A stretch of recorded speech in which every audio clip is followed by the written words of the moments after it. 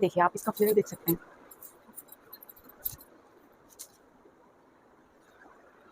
Guys शादियों का season शुरू होने वाला है। आप में से बहुत से लोगों की शादियां होंगी और बहुत परेशान भी होंगे, क्या शॉपिंग करें, क्या ना करें, क्या खरीदें, क्या ना खरीदें। तो उसमें एक चीज ये भी है, कैनकिन स्कर्ट। आप उसको जरूर से परचेज कीजिएगा या फिर आप उसको बनाइए अपने लिए। अब आप सोचेंगे क्यों, लहंगे में तो लग के आएगा, या आप जो भी गाउन वगैरह आपकी एंगेजमेंट है, शादी है, जिसके भी अकॉर्डिंग आप आउटफिट पहनेंगे उनमें ऑलमोस्ट लग के आता है सब में। तब फिर क्यों साड़ी में नहीं लग के आता है? साड़ी के लिए बनाना है। तो ये मैं आज क्यों शेयर कर रही हूँ। एक्चुअली आज सुबह हम लोग मतलब मेरी फ्रेंड्स का एक ग्रुप है, तो हम लोग वहां पे वीडियो कॉल मतलब कॉल कर रहे थे।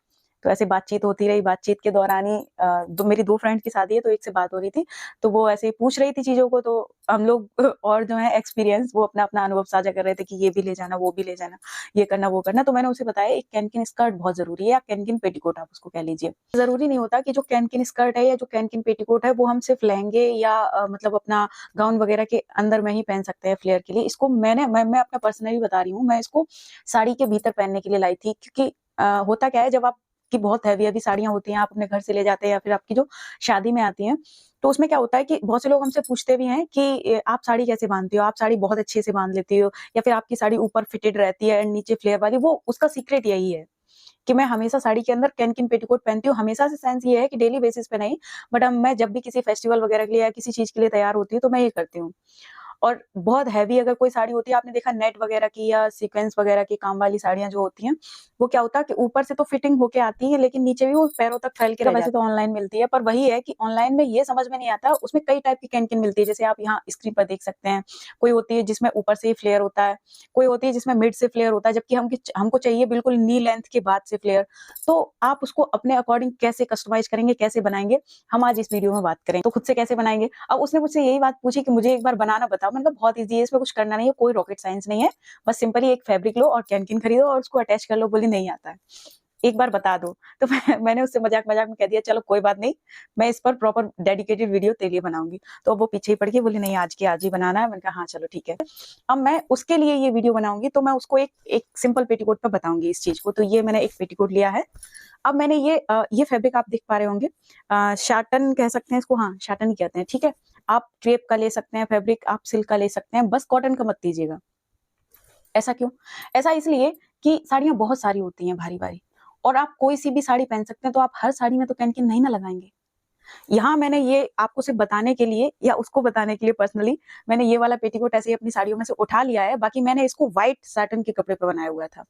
आप किसी भी लाइट कलर के फैब्रिक पे बना सकते हैं, क्योंकि आप इसको किसी भी साड़ी के अंदर में कैरी करेंगे, उसके ऊपर से मैचिंग पेटीकोट पहनेंगे, और जब डबल कॉटन के कपड़े आएंगे ना, तो वो आपस में वो चिपक जाएंगे, तो प्रॉब्लम क्रिएट करेगा। तो इसलिए आप इसको सिल्क के या फिर साटन कह लीजिए, क्रेप वगैरह, ऐसा फैब्रिक जो चिकने कपड़े पे हो, जो कि दूसरे और कपड़े से या आपके साड़ी का फैब्रिक टाइप क्या है उस पे प्रॉब्लम ना करे, उस पे ना चिपके। चाहे बनारसी साड़ी पहनिए, चाहे नेट की साड़ी पहनिए, कोई सी भी।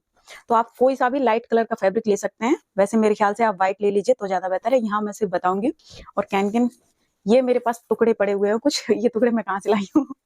मेरा एक गाउन था, गाउन नहीं कह सकते उसको, मैक्सी ड्रेस। आज मैं उसको बताने के लिए मात्र इस पे अपना एक पेटीकोट बनाऊंगी। मेरे पास दो हो जाएंगे, कोई बात नहीं, ठीक भी रहेगा। तो ये कुछ टुकड़े पड़े हुए हैं, एक ये पड़ा, एक ये, क्योंकि वो इस तरह से लगी हुई थी ना उसमें। तो अब आप कितनी खरीदेगा। मैंने मेरी शादी के टाइम जब पेटीकोट बनाया था तो 5 मीटर ली हुई थी।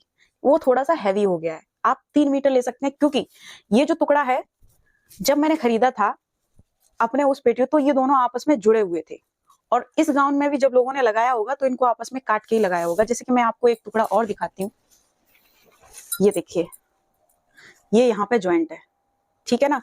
अब अगर आप 3 मीटर खरीदेगा तो आप ज्वाइंट नहीं लगाएंगे, आप जुड़ा हुआ यहाँ से कट करेंगे, तो 3 का वो 6 मीटर ऑलरेडी हो गया। तो हमारा वो पेटीकोट, मैंने गलती कर दी थी, वो मिस्टेक आप लोग मत कीजिएगा। 5 मीटर कैनकिन बहुत हो जाती है, ठीक है। और उस टाइम शायद मुझे कुछ ऐसे 200 वगैरह रुपए की पड़ी हुई थी, तो आप इसको खरीद लीजिएगा। बाकी मैं इस पे अटैच करना आपको बता रही हूँ। अच्छा, पेटीकोट तो सबको ही सिलना आता होगा। अब इसमें भी 2 ऑप्शन है। एक तो आप घर में सिल सकते हैं पेटीकोट। जब आप घर में सिलेंगे तो आप ए लाइन पेटीकोट बनाइएगा। दूसरा ऑप्शन ये है कि आपको नहीं सिलना, कोई बात नहीं, आप कोई भी लाइट कलर का पेटीकोट खरीदिए शाटन का, और 200 रुपए का आ जाएगा, कुछ 200-250 का, जो भी आता हो। और आप उसमें सीधा सीधा कैनकिन अटैच कर सकते हैं। तो हम इसको पलट लेते हैं, क्योंकि हमें इसमें उल्टी साइड लगाना है।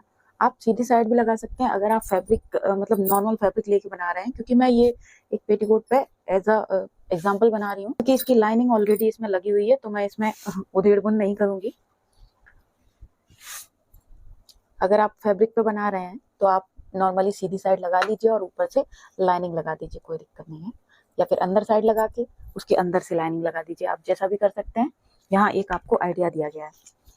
तो अब हम यहाँ पे लगाएंगे कितनी दूरी में, बस ये देखना है, क्योंकि लहंगे में फ्लेयर हमें यहाँ से चाहिए होता है, यहाँ से तकरीबन यहाँ से कैनकिन लगी होती है। बट साड़ी में क्या है, पैरों की साइड से है ना, साड़ी बहुत चिपक चिपक के आती है ना, तो हमें सिर्फ उतने एरिया में लगाना है। तो ये नीचे से तकरीबन 7 से 8 इंच के एरिया का जो फ्लेयर है वो आपका बेस्ट बैठेगा। इवन हद से ज्यादा आप 9 कर सकते हैं, इससे ज्यादा मत कीजिएगा, क्योंकि इससे ज्यादा ऊंचाई में जितना आप करिएगा ना, तो जो फिटिंग आती है ना हिप्स एरिया पे साड़ी की, वो यहाँ पर उठी उठी रहेगी यहाँ की वजह। तो जितना नीचे हो सकता है आप उतना नीचे लगाइए। मैं इसको केवल 7 इंच पे मार्क करूंगी, ठीक है। ये चीज बिल्कुल उस तरह से है जैसे पुराने टाइम में लोग पेटीकोट में एक तगड़ी मोटी सी झालर लगाते थे ना, फ्रिल टाइप बना लेते थे, तो अब वो नहीं लग रही है, उसका स्थान ले लिया है कैनकिन ने, ठीक है। और वो गंदी भी लगती है, और गंदी क्या लगती है फिर एक टाइम बाद, वो तो फैब्रिक है, वो इतना फ्लपी भी नहीं होता, इतना फ्लेयर भी नहीं देता, तो उसकी वजह से उसका अल्टरनेट है ये कैनकिन। तो हम इतने एरिया में लगाएंगे, ठीक है।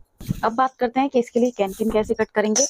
तो अगर हमने नीचे वहां पे 7 इंच लिया है, तो यहाँ पे मतलब 7 इंच का मार्क जो लिया है, तो यहाँ पे हमको या तो आप एग्जैक्ट 7 ले सकते हैं, या अगर आप हाफ इंच ऊपर से फोल्ड करते हैं तो। अगर आप फोल्ड नहीं करना चाहते, क्योंकि ये फैब्रिक है तो निकलता नहीं है, वो सॉरी ये फैब्रिक नहीं है तो ये निकलता नहीं है, इसके रेसे नहीं निकलते हैं, तो आप विदाउट फोल्ड किए भी इसको ले सकते हैं।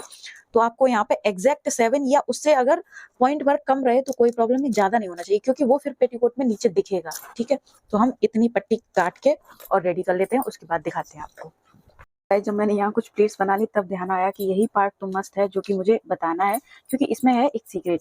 क्या है, आमतौर पे हम लोग क्या करते हैं कि ऐसे प्लेट्स बना देते हैं किसी भी चीज में, ठीक है।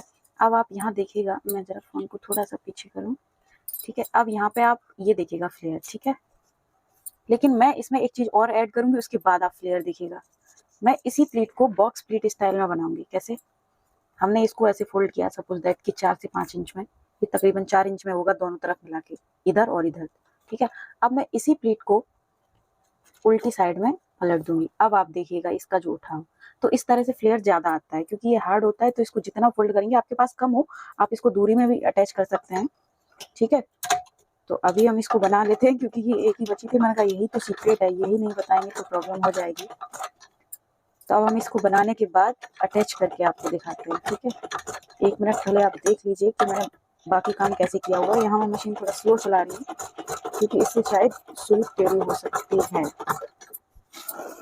क्योंकि वो 4 फोल्ड हो गया ना अभी। ये देखिए, अब मैंने इसको इस तरह से बना लिया। मैंने क्या किया, इस प्लेट को पहले इस साइड मोड़ा, उसके बाद आधी प्लेट उठा के उसी के ऊपर रख दी मोड़ के, ये देखिए। क्या मैं एक बार फिर से आपको बताऊं, अगर यहाँ पे बताऊं अगर मैं, कि ये मान लीजिए कपड़ा है, तो आपने इसको यूं करके फोल्ड किया, ठीक है, और उठा के यूं फिर से रख दिया, इसको बोलते हैं बॉक्स प्लेट।